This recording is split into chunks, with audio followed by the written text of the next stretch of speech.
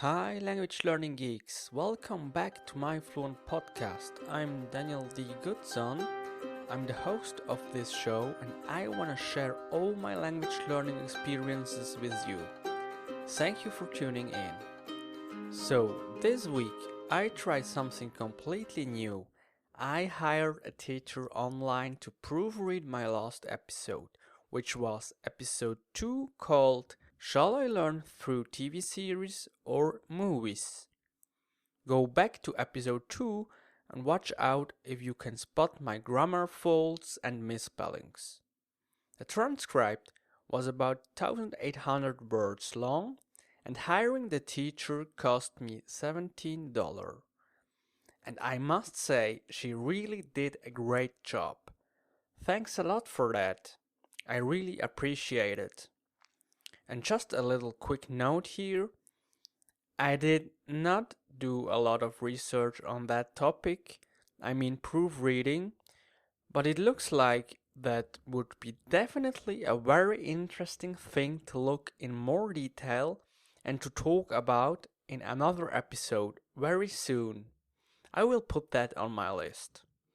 By the way, if you have any questions you want me to answer, or if you have any ideas for later episodes, please feel free to send an email to myfluentpodcast@gmail.com.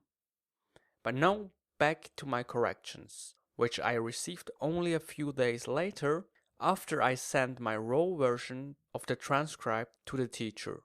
The corrected version gave me kind of a motivation boost because I didn't make as many mistakes as I initially suspected.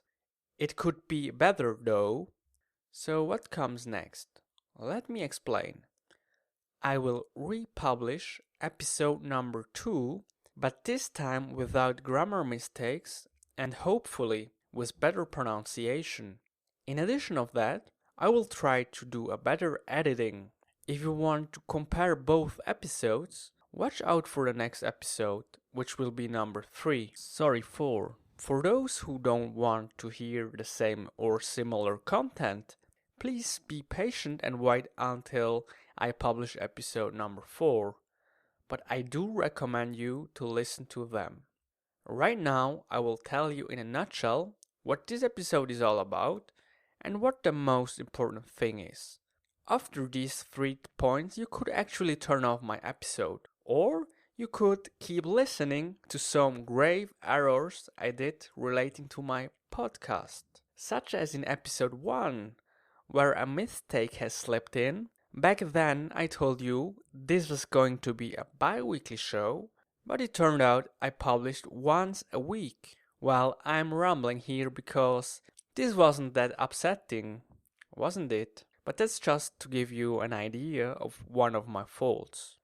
Maybe you don't like the topic at the first glance, but think for a while if you really bother making mistakes or not. Back in school, for instance, I never ever raised my hand to ask a question because I thought the others could think I'm a fool. And now, let's go to the 3 crucial points of this episode. Number 1, don't be afraid of making mistakes. As a learner, you will make mistakes. Number 2, be aware of making mistakes. Number 3, learn from making errors. As long as you learn from your mistakes, that's perfect. And if you bear this in mind, you will grow steadily and reach your goals. I know it's not that easy. I am actually struggling with that myself. But the fact that I'm still producing episodes of my Fluent podcast shows that I'm well on the way. Even if I make mistakes, and I will certainly make mistakes in the future. And speaking of which, I made a lot of mistakes by producing my Fluent podcast.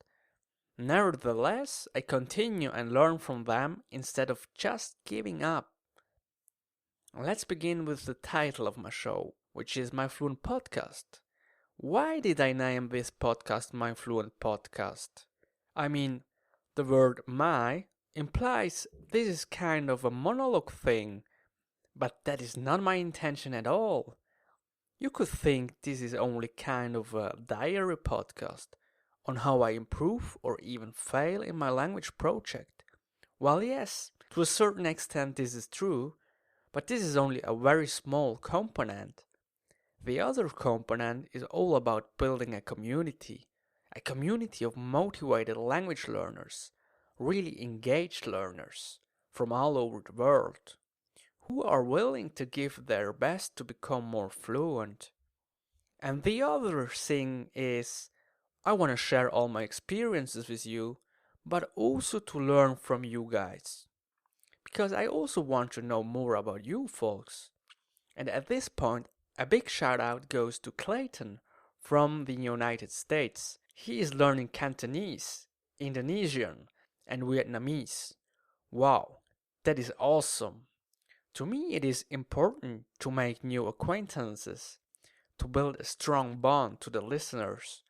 This is really important to me because this is something I realized during my learning studies over the last years on the internet, in many forums, apps, websites, and so on. I realized it is really hard to make strong bonds with people, to continue a conversation, and that's a pity. We live in a very fast consumer society. So to wrap it up, maybe I should have called my podcast Our Fluent Podcast.